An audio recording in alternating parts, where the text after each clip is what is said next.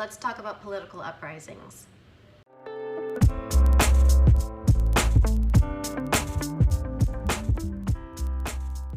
So, I'm making this video because I'm pissed, which isn't a shocker. If you follow me anywhere on the internet, you know I'm always pissed about something online. But this is one of those things that has me fuming in ways that I can't really express in a text post, so I decided to make this video, even though I hate the way that I look on video and I'm really awkward in front of a camera, but here we are. So I don't want to be an alarmist.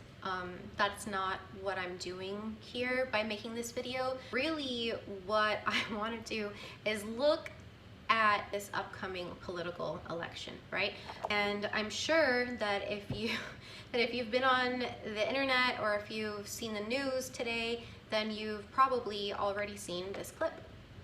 Will you commit to making sure that there is a peaceful transferal of power after the election? Well, we're going to have to see what happens. You know that I've been complaining very strongly about the ballots, and the ballots are a disaster. I understand that, but people are rioting. Do you commit to making sure that there's a peaceful transferal of power? We want to get rid of the ballots, and we'll have a very peaceful. There won't be a transfer, frankly. There'll be a continuation. The ballots are out of control. You know it. And you know who knows it better than anybody else? The Democrats know it better than anybody else. Go ahead. There won't be a transfer, there will be a continuation. What Donald Trump is suggesting here is that he wants to stage a coup, okay? Let's not beat around the bush when it comes to what he's saying. Okay, if you don't know what a coup is a sudden illegal seize of power. In this case, what Donald Trump is suggesting is exactly the definition of a coup. If you don't win the election that the people in this democracy have participated in, we voted for the candidate that we choose. If we choose another candidate and you decide to bypass the legal system, then you are doing something illegal. And that should be very alarming to everyone.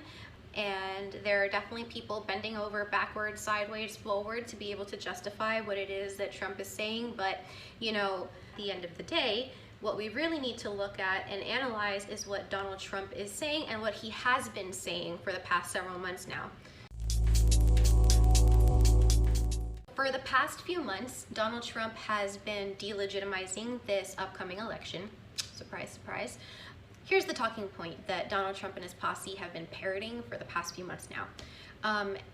It's that because of the increase of mail-in voting that we're going to see due to COVID-19, we are apparently going to have such an enormous amount of voter fraud that the entire election is going to be invalid. The idea here is that Democrats are planning to rig the election by mailing out fake votes to get Trump out of office, which is absurd because the idea that voter fraud is just super easy to do and is such a widespread problem that it has an effect on the outcome of elections has been completely debunked by political scientists and nonpartisan law organizations. In fact, one study by the Brennan Center states that an American is more likely to be struck by lightning than that he will impersonate another voter at the polls. And one study published in the Washington Post shows that between the years 2000 and 2014, out of more than 1 billion ballots cast in the US, only 31 were possible instances of impersonation. And so this idea that voter fraud is some widespread problem that is a threat to Republicans everywhere is just a full-ass lie. It's not the only comments that he's made about this upcoming election. For example, here's a clip of Donald Trump saying that he would put down protesters if people protested him winning. What are you going to do? Let's say there are threats. They say that they're going to threaten riots if they lose on election night, assuming we get a winner on election night. What are you going to do? We'll put them down very quickly if they do that. We have the right to do that. We have the power to do that if we want. Look, it's called insurrection.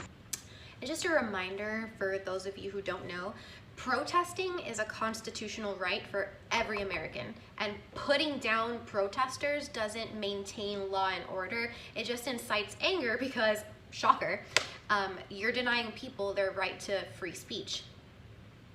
Here is a tweet where Donald Trump not only spreads the false narrative that mail-in voting is going to rig the election against him, but he actually suggests postponing the election. Postponing the election, as in staying in power by not allowing people to vote for a different candidate. Do I need to spell out to you the fact that this is what dictators do? Here he is saying that little kids in California will raid mailboxes to commit voter fraud. Go ahead. Well, you know, Gavin Newsom, Governor Newsom, has not sent ballots out to everybody in California. They're only going to registered voters. How many are there? How many are there? So what your tweet said was not wrong. Okay, was not correct. It was wrong. Okay, oh, really? So when he sends out 28 million ballots, and they're in all the mailboxes, and kids go and they raid the mailboxes, and they hand them to people that are signing the ballots down the end of the street, which is happening, they grab the ballots. You don't think that happens? Then there's the fact that he appointed Louis DeJoy to head the U.S. Postal Service, and since being appointed, he's allowed an insane number of sorting machines and mailboxes to be dismantled and removed. And guess what areas have seen the highest number of mailbox removals? Did you guess areas with large Democrat populations? Congrats! You win no prizes because this entire situation is shit. This is shit that the actual president is actually saying and doing. But it's not just Donald Trump who has been making an active effort to delegitimize the electoral process. Like I said, Republicans have been bending over backwards trying to find a way to justify the president's actions and words. And for example, his White House press secretary has come out and said that the president will accept the results of a free and fair election. He will accept the will of the people. However, of note, it's accept the rules of a free and fair election. She herself has gone on to criticize mail-in voting, continuing with the idea that mail-in voting is going to delegitimize the election. So the president will accept the results of a free and fair election, but he already doesn't believe, or at least he's trying to posit, that this upcoming election is not free and fair. And speaking of mail-in ballots, Senate Majority Leader Mitch McConnell has gone on to say that the winner of the November 3rd election is going to be the person who is inaugurated, but we already know that because of mail-in ballots, we are not going to know who's going to be the new president on November 3rd. And in fact, if it doesn't take days, it's likely going to take weeks because of the number of people who will be using mail-in voting to avoid getting sick with the coronavirus. And in fact, not even Donald Trump believes that it's going to be clear and cut as to who wins on November 3rd. In fact, he's trying to already fill the seat left by Ruth Bader Ginsburg in the Supreme Court, just in case a ninth judge is needed in the event of a tie-in vote. Of course, appointing someone likely means that he's going to appoint a Republican, so really what he's doing is trying to stack the court in his favor. All of this is fascism, by the way. If you don't know what fascism is a far-right, authoritarian, nationalist political movement that is usually headed by an authoritarian or dictatorial figurehead. Think Nazi Germany. You know, the problem here is that we've gone way past, oh, that's just Trump talking shit. I mean, like, you know, let's be honest. Since Donald Trump got elected, in fact, since before Donald Trump got elected, people were always saying, well, that can't happen. Like, this can't happen here. Donald Trump doesn't have the authority to do this or to do that. We've been proven time and time again that that is incorrect. You know, Donald Trump is not kidding when he speaks. And to be frank, even if he was kidding, even if he was saying, you know, talking about things that he had no idea what he was talking about as per usual, you know, it shouldn't matter, because what matters here is that the President of the United States is openly publicly stating on multiple different platforms in multiple different ways that he refuses to respect the democratic process in the upcoming election, and that should be concerning.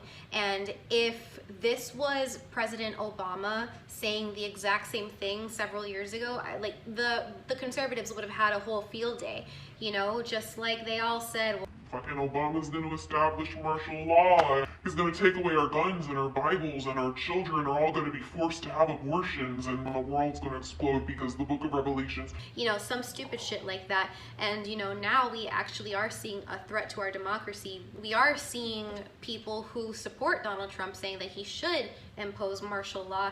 We are seeing people, Donald Trump included, saying that he wants to strip away the rights, the actual rights of American citizens. This is not a conspiracy theory. This is stuff that he has been saying.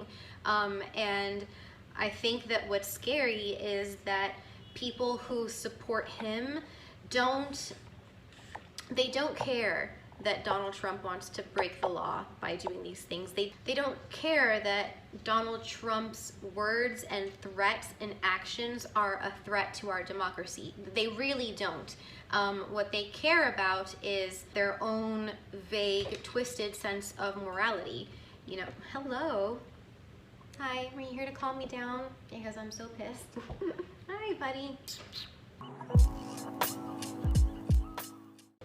You know, I don't think that it's a coincidence that Donald Trump has a really large evangelical supporter base, considering that a lot of evangelicals do want to establish a theocracy in America. If you don't know what a theocracy is, it's basically a form of government where a deity or God is considered the supreme ruler of the land.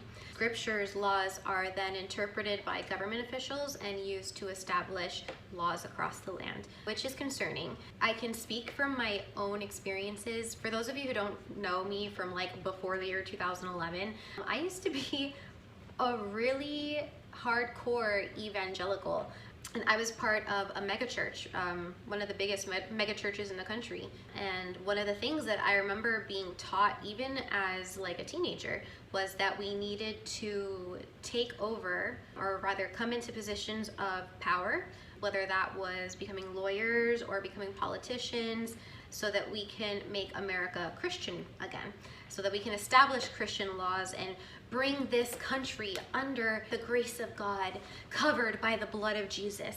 You know, what they see as a society that allows abortions and gay people to exist, they see that as cursing America, as making America a dangerous place for themselves. There's a really big persecution complex here where a lot of evangelicals feel personally attacked by multiple different belief systems being accepted into broader society. They see that as a personal threat to themselves and to God.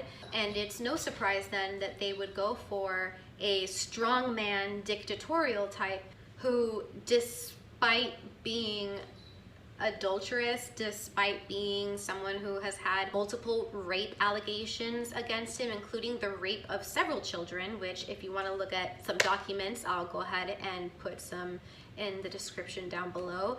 The scary thing is, members of the broader Christian public do feel like he is sent by God. They legitimately compare him to biblical figures. Here's some clips to show you how crazy this is.